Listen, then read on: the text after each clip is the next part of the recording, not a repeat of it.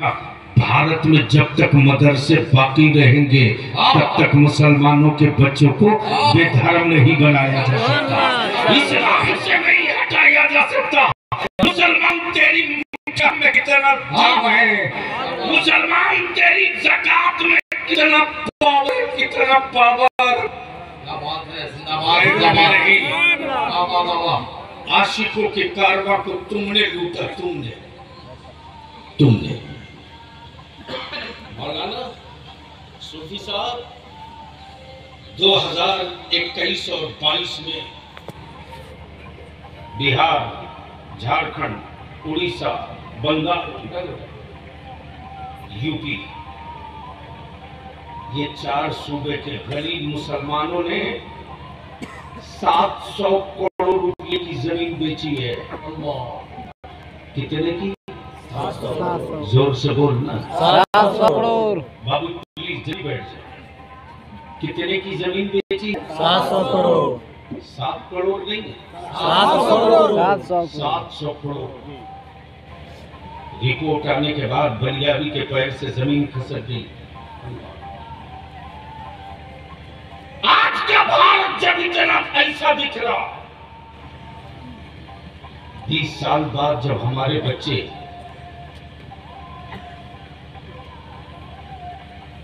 जो अब भी मां के सीने से लगकर दूध पी रहे, 20 साल बाद जब वो होश में आएंगे,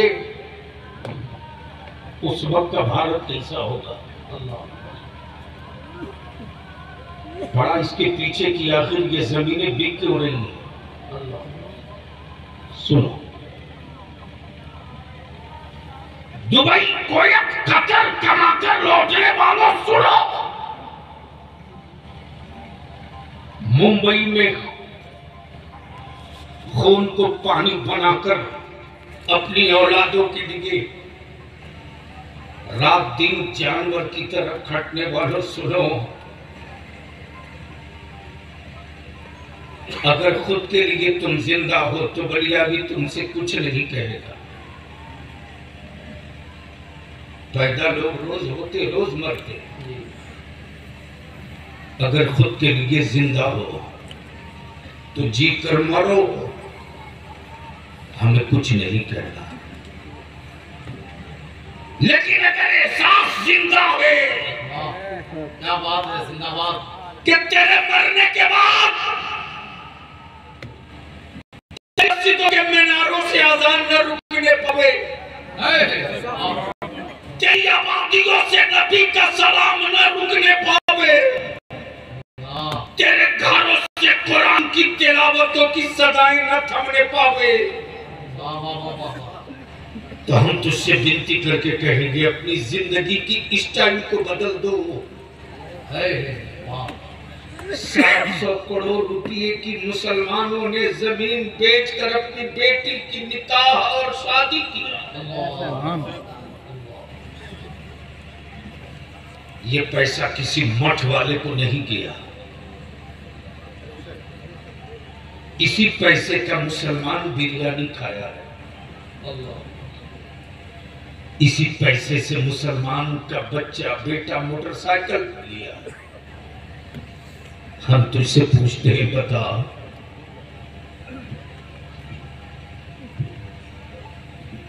दो तारीख को एनआरसी की बलियावी की पिटीशन पे सुनवाई है, लेकिन 5 वकील मिलकर के उसकी डिजाइन अभी से कर रहे हैं। हमें बता, जिस रिक्शा वाला, ठेला वाला, मजदूर के पास सिर्फ उतनी ही जमीन है जितने से उसकी 2 नस्ल सिर्फ खड़ा रह सकती है, वो और उसका बेटा, उसके पोतों के लिए उस घर में जगह न होगी। अगर ये भी जमीन बेचवा कर तुम बिरयानी खा जाओगे तो 20 साल के बाद उस मुसलमान के, गरीब मुसलमान के बच्चों की औलादों के पास हिंदुस्तानी होने का कौन सा सबूत बचेगा? बता दो मुझको। संभाल सकते हो तो संभाल लो। सूफी साहब जुब्बा फाड़, तकरीरें खूब हुई, फजीलतें खूब बयान हुई। बिरयानी कहता मत मेरे गौसे आजम की 100 देख बिरयानी बनाओ, क्या बात है, मत बनाओ। मेरे खाजा की 2 लाख की चादर मत चढ़ाओ। वाह, जलसों में 2 किलोमीटर लाइट मत लगाओ। बंद करो, बंद करो। इसी पैसे को बचाकर अपनी औलादों को पढ़ा दो। जिंदाबाद जिंदाबाद, अपनी औलादों को पढ़ा दो। बहुत अच्छा, माशाल्लाह। और डरो मत मेरी कौम के जवानों, वाह और डराने की कोई गलती न करे, इसलिए कि फौजियों को तो डराया जा सकता है, वाह वाह, नबी के आशिकों को नहीं डराया जा सकता। इसलिए कि नबी के आशिकों की हर सांस उसके महबूब के लिए हुआ करती है, उसकी धड़कनें उसके महबूब के लिए हुआ करती है। अरे हम तो उस कबीले के हैं, उस कबीले के 313 ने जब मैदान पकड़ा है तो लाशें गिर रही, बाजू कट रहा, खेमे चल रहे, औलादें लुट रही, लेकिन औलाद लुटाने वाला बाप मुस्कुरा कर यही कहता, या रसूल अल्लाह अब तो ये है कि हक अदा न हुआ। बाजू कटाने के बाद जवान कहता, या रसूल अल्लाह हक तो ये है कि हक अदा न हुआ, हक तो ये है कि हक अदा न हुआ। करबले मुअल्ला की वादी में अब्बास की लुटी जवानी देखकर हुसैन पाक पुकार पड़े, या रसूल अल्लाह हक तो ये है कि हक अदा न हुआ,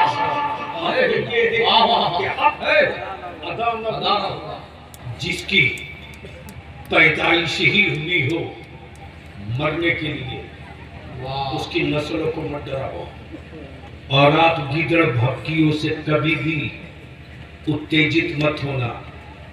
मौलाना बहुत बवाल हुआ है मुहर्रम के महीने में, कोलकाता में बहुत बवाल हुआ। ईडी, आईबी, स्टेट सीआईडी पूरी फोर्स लगा दी गई, ढूंढो किसी तरह इसको घेर के लाओ जाल में। जब खबर मिली है मैंने कहा उन बेवकूफों को कह दो कादरी कटर पॉकेट में लेकर चलता है भैया, कादरी कटर। क्या बात है, इस हिसाब से काटूंगा कि दोबारा उसकी बिल्डिंग भी ना हो पाए।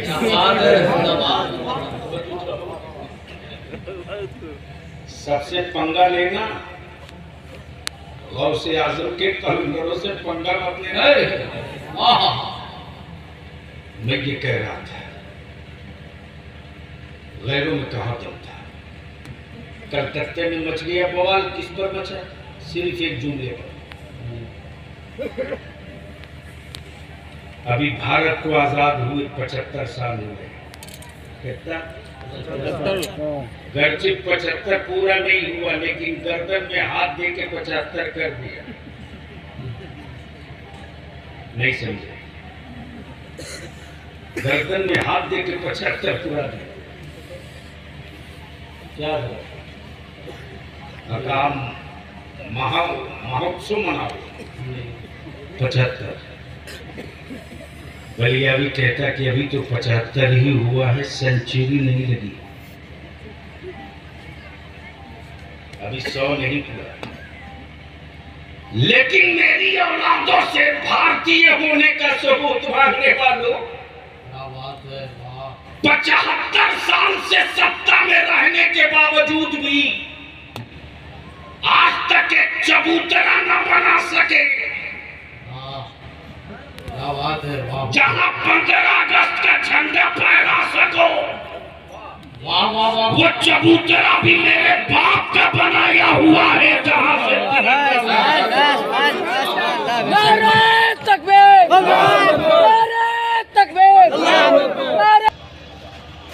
अपने हर सुख को, हर चैन को देखा है मौलाना। मैंने गरीब से जा रहा था चिकमंगलौर से हैदराबाद बाई रोड। क्या बताऊं, आज भी भैया भी अपने को कभी कभी रोक नहीं पाता। मार तो असल पड़ी है एनआरसी की वहां, तुम्हें क्या पता है। जब ये तूफान आसाम में उरूज पर था, आसमान छू रहा था, तब बलियाबी ने तय किया कि क्यों नहीं हम जमीन पर चल के देखें कि सच्चाई क्या है। सूफी साहब होश उड़ जाएंगे। जब मैंने अपना सफर मौलाना शुरू किया सिलचर से, जब सिलचर से चला हूँ तो चलते चलते गुवाहाटी सिलचर से पक्का 12 घंटे का रास्ता राजधानी से, लेकिन बाई रोड चला। जब मैं नौगांव से आगे बढ़ने लगा तो मैंने साथ चल रहे सिक्योरिटी वालों से कहा कि देखो कहीं कोई बिहारी ढाबा मिले साफ सुथरा, तो रुक कर चाय पिलाओ। सुनना गौर से, हम जाके तो देख लो भैया।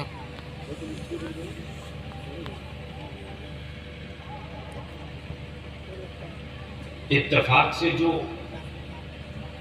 तुम्हारे बलियाबी की जो पायलटिंग कर रहा था वो इसी छपरा का डीएसपी था। उसने कहा सर मैं आगे में 30 किलोमीटर दूर यहाँ से एक बिहारी होटल है, वहीं रोकूंगा।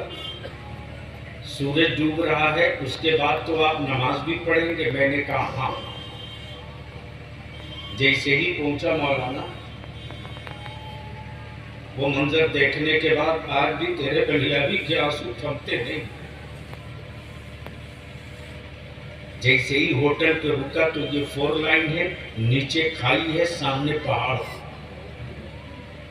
पहाड़ का पेट काटा हुआ, पहाड़ का पेट कटा हुआ, और उस कटे हुए पेट में एक छप्पर है जिस पर प्लास्टिक की पन्नी है। डूबते हुए सूरज की हल्की रोशनी में एक ज़रीफा 2 कम उम्र बच्चों को कुरान पढ़ा रही। मोहब्बत से बोल, जोर से बोल। जैसे ही मेरी नजर पड़ी कोई ज़रीफा, मैंने सिपाहियों से कहा आप पीछे आओ। एक जवान आगे बढ़कर बोला सॉरी मैं आगे बढ़ने नहीं दूंगा, रिक्स है। मैंने कहा नो रिक्स, मैं जाऊंगा, तुम पीछे आओ। जैसे ही करीब गया तो वो बूढ़ी मुझको करीब गौर से देखती। मुझको इस बात का भी डर कि मुझको आसामी जबान आती नहीं, पता नहीं ये हिंदी जानती नहीं। मैंने सलाम किया। सलाम के बाद जैसे ही मैंने कहा हम मौलाना, मौलाना, मौलाना बलियाबी, मौलाना, जैसे ही 3 बार कहा मौलाना बलियाबी, उस ज़रीफा ने मेरी तरफ देखकर वालेकुम अस्सलाम कहा। मैंने कहा आपका बेटा? बेटा बोली तल्ले नीचे। मैंने कहा बुला, आया। मैंने कहा बाबू ये तुम्हारा घर है? बोला जी हजरत। आपका नाम सुना था, आपको अखबारों में देखा भी था।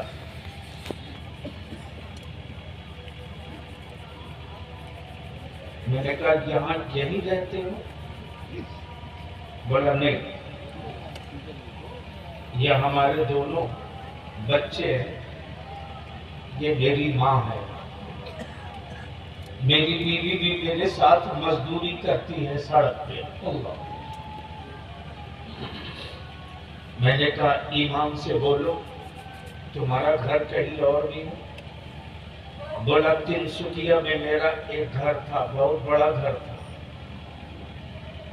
हमारी 5 बहनें थी, वालिद का इंतकाल हो गया। खानदान की इज्जत बचाने के लिए मैंने वो मकान बेचकर अपनी 5 बहनों की शादी कर दी। अल्लाह